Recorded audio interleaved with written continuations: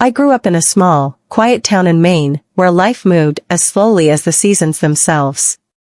Our house sat on the edge of a dense hill, its once bright white exterior softened by the weather and years.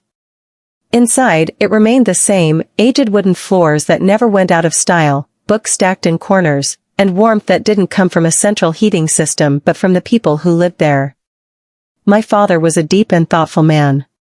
He spent most of his time in his study, flipping through books or scribbling notes onto yellowed pages. My mother, his complete opposite in every way, filled the house with energy. Her voice was bright and cheerful, like the daisies she planted every spring in our garden. It was a beautiful childhood, safe and predictable, wrapped in the kind of love that surrounded you quietly but completely. I never thought much about the future back then. Why would I, when the present was so steady, so certain? But life isn't stable forever. When I was 16, my father died suddenly, a sharp, unbearable pain. They said he had been perfectly healthy. Or at least, we thought so. One moment, he was there in his study, mumbling about misplaced notes. The next, he was gone. Just like that. The loss hit us like a storm. My mother, who had always been my anchor, crumbled under its weight. Her laughter disappeared, her energy faded, and soon, it felt like I was the one holding together what was left of our home. The house became quiet in a way that was impossible to ignore. Where there had once been shared dinners and conversations about everything and nothing, there was now only silence. My mother spent her days lost in thought, staring out the window as if she could see something far, far away.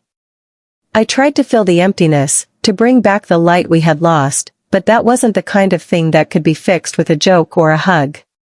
So, I learned to live in the silence, to grow up faster than I should have. By the time I was 19, I was used to the quiet. I was preparing for my second year of college when my mother sat me down in the living room and told me she was getting remarried. The news took me by surprise. I had always known she was lonely, that she missed having someone to share her days with. But I never expected her to go this far, or maybe, I just didn't expect it to happen so soon.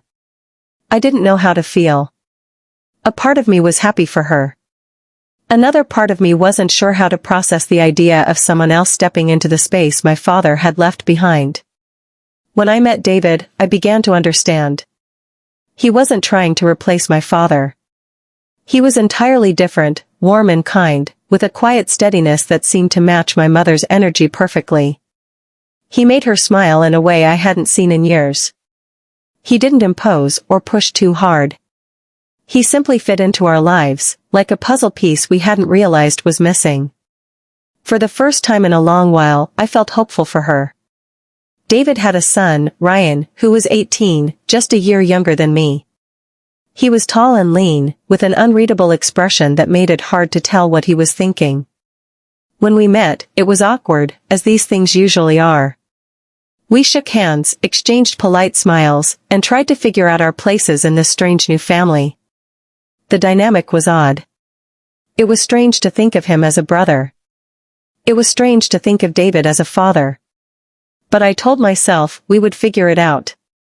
In the first few weeks, everything felt hesitant, as if we were all tiptoeing around each other. My mother was happier, and David brought an easy rhythm to the house, but Ryan and I were like strangers sharing a space too small to ignore each other. He spent most of his time alone, either walking in the woods behind the house or reading in his room. I did my best to stay out of his way, unsure whether he wanted to connect or preferred the distance. Still, there were quiet, fleeting moments I couldn't quite explain. Like when we passed each other in the kitchen, and somehow, our hands brushed as he reached for a cup. It was the smallest thing, but I pulled my hand back as if I had been burned.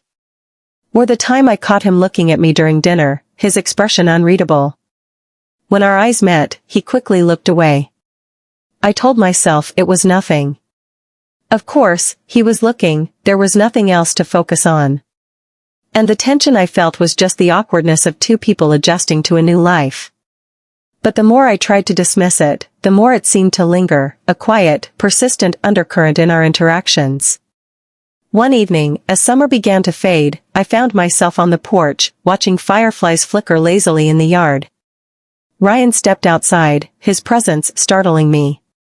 "Can't sleep?" he asked, his voice soft in the quiet. I shook my head. "Just needed some air." He nodded and leaned against the railing. We fell into a comfortable silence for a while, neither of us speaking. The night stretched around us, thick with the sound of crickets and rustling leaves. "Do you like it here?" I finally asked, breaking the silence. "It's different," he admitted. "But not bad." I wasn't sure why his answer made me smile. But that was the first time I felt like we were seeing each other, not as awkward pieces of this new, makeshift family, but as people. That was when it started. Not with a spark or a confession, but with the simplest of connections. Looking back, I wonder if things could have been different, if I had walked away that night, if I had ignored the quiet pull I felt toward him. But I didn't. And neither did he. And the unspoken tension between us only grew. The house was quieter than usual that afternoon. My mother and David had gone into town for groceries, leaving Ryan and me alone. It wasn't unusual, David trusted us to manage on our own. But the silence felt heavier when it was just the two of us. I tried to ignore it by keeping busy with housework, but I couldn't escape the awareness of his presence somewhere in the house. After finishing the laundry, I decided to take a shower.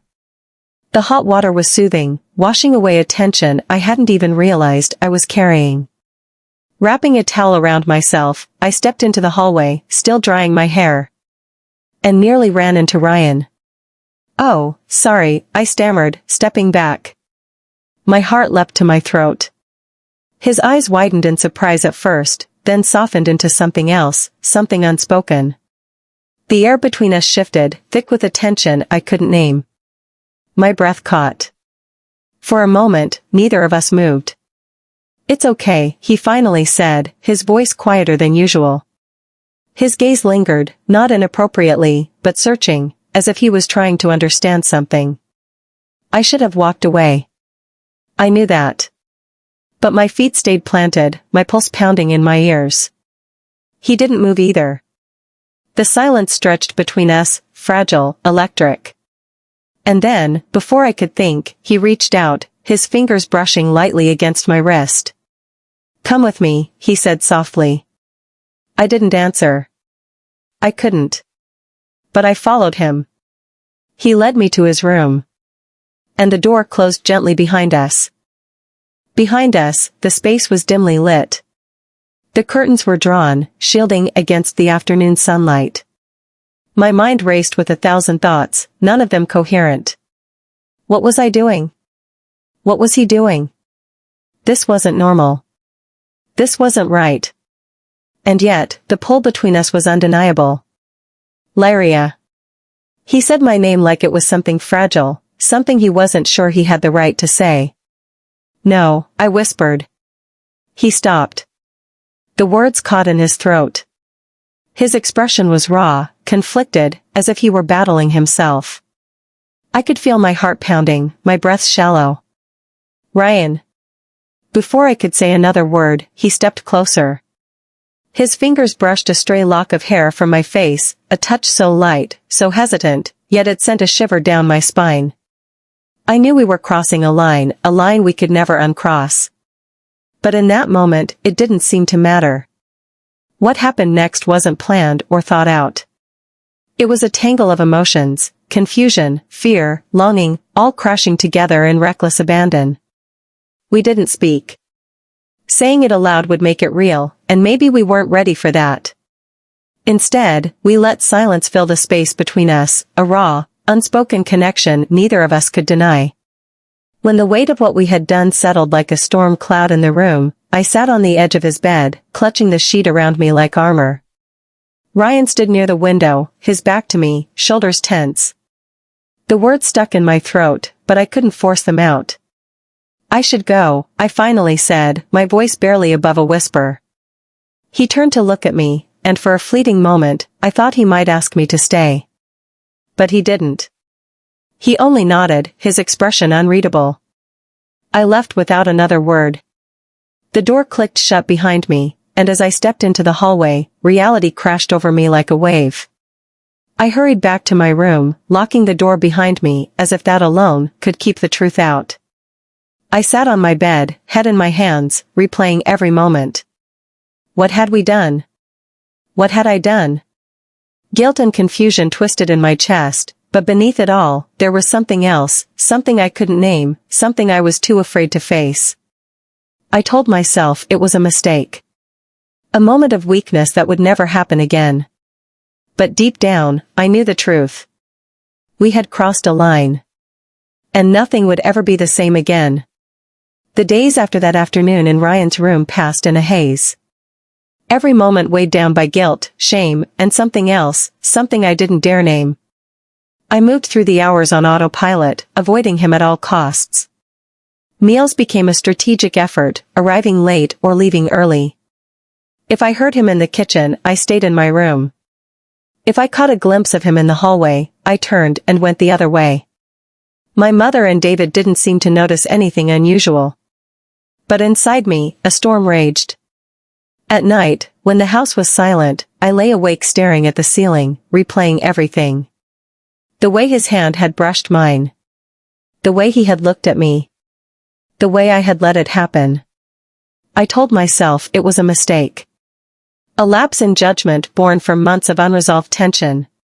But no matter how many times I tried to convince myself, the truth was inescapable. It didn't feel like a mistake. And that terrified me. The tension between us didn't fade even as I avoided him. If anything, it grew stronger. I could feel it in the air whenever we were in the same room, even when we didn't speak. It was like an invisible thread pulling us together, no matter how hard I tried to resist. Ryan wasn't good at hiding it, either. He avoided direct conversation, but I caught him watching me from the corner of his eye. His expression was a mix of confusion and something else, something I couldn't allow myself to think about. One day, I saw him sitting at the kitchen table, his head in his hands. For a fleeting second, I almost went to him. But then he looked up. Our eyes met. And the moment shattered. I turned and left before either of us could say a word. I thought keeping my distance would help. That if we didn't talk about it, maybe it would lose its power over us. Maybe we could pretend it never happened. But the more I tried to bury it, the heavier it became, pressing down on me until I could barely breathe.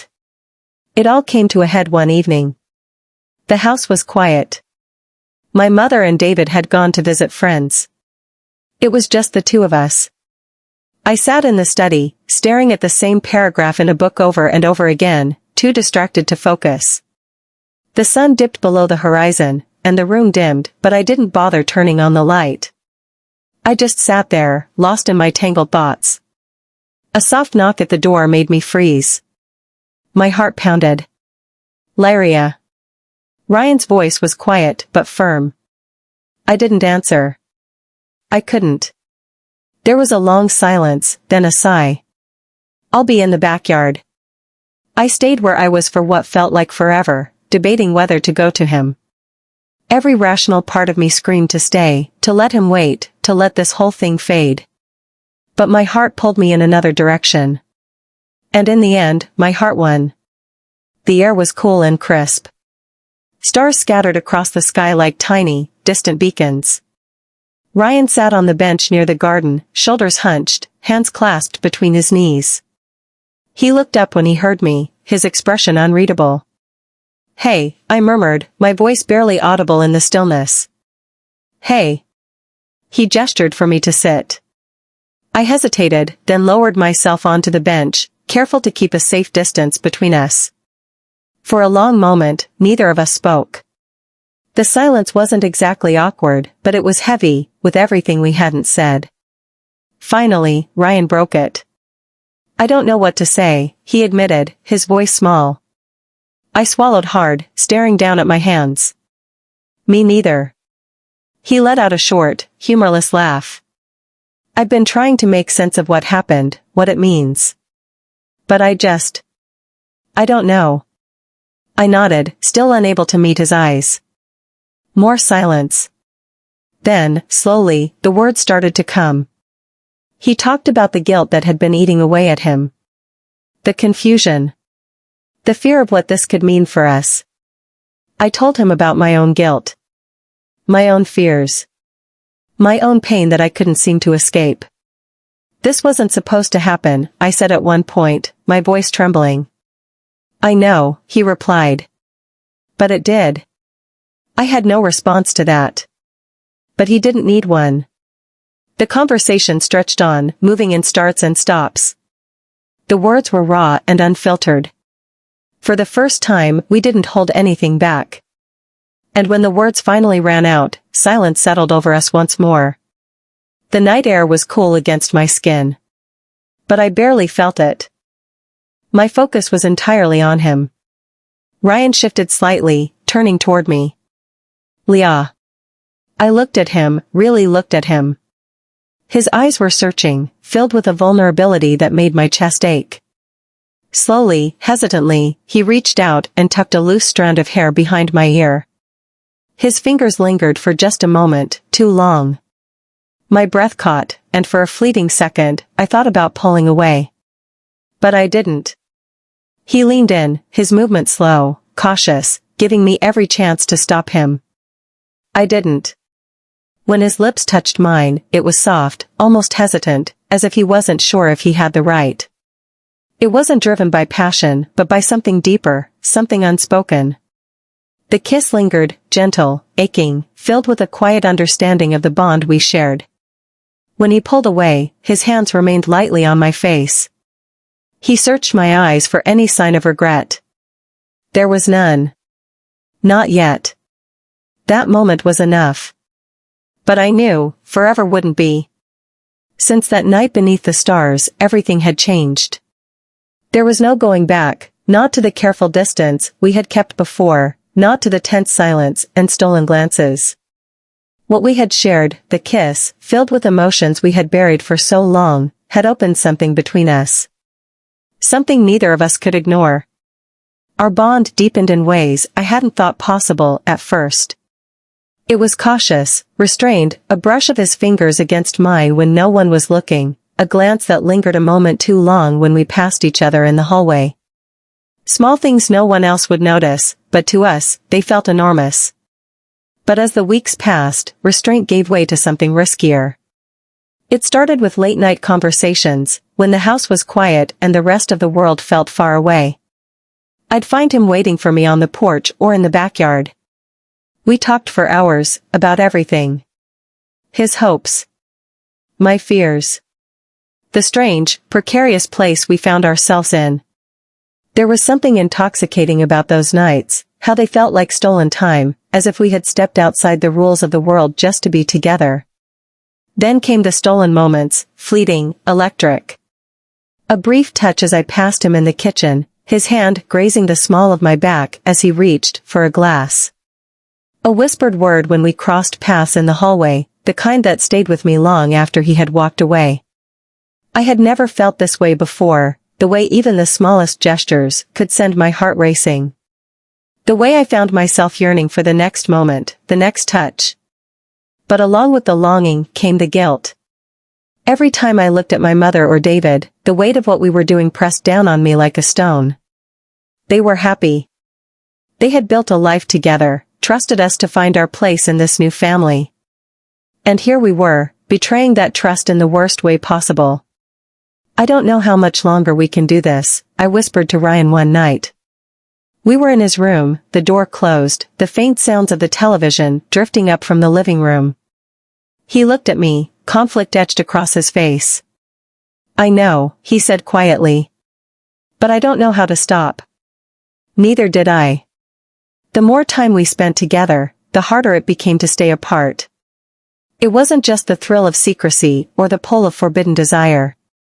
It was the way he understood me, the way he saw through the walls I had spent most of my life building. With him, I didn't have to pretend. But secrecy came with its own risks. One afternoon, while helping my mother sort through old family photos in the living room, she glanced at me, her brow furrowing slightly. You and Ryan have been spending a lot of time together lately, she said casually. Her voice was light, but there was something probing beneath the words. My hands froze over the stack of pictures, my heart skipping a beat. We're just getting to know each other, I said quickly, forcing a smile. She studied me for a moment, before nodding. That's good, she said, returning to her task. I was worried it might be awkward for you, but it's nice to see you getting along. The tension in my chest eased, but only slightly. With each passing day, the risk of discovery grew. My mother and David suspected nothing, yet. But the thought of what would happen if they ever found out kept me awake at night. Ryan felt it too. Do you ever think about what would happen if they knew? He asked me one evening. We were sitting on his floor, the door locked. The weight of his question filled the space between us. All the time, I admitted. It would destroy everything. He nodded, his gaze distant. So what do we do? I had no answer. Neither of us did. So we continued, trapped in the fragile balance of something that shouldn't exist, but had become impossible to let go of. The secrecy felt like walking a razor's edge, both exhilarating and terrifying. Every moment together was stolen, borrowed from a future we couldn't imagine but couldn't stop chasing. There were times when the guilt became too much, when I lay awake wondering how we had gotten here and how we could ever find a way out. But then there were the moments when he looked at me, or his hand brushed against mine, and the guilt disappeared, replaced by something far more powerful. We didn't know where we were headed or how this would end. We only knew that, for now, we couldn't stop. And so, we didn't.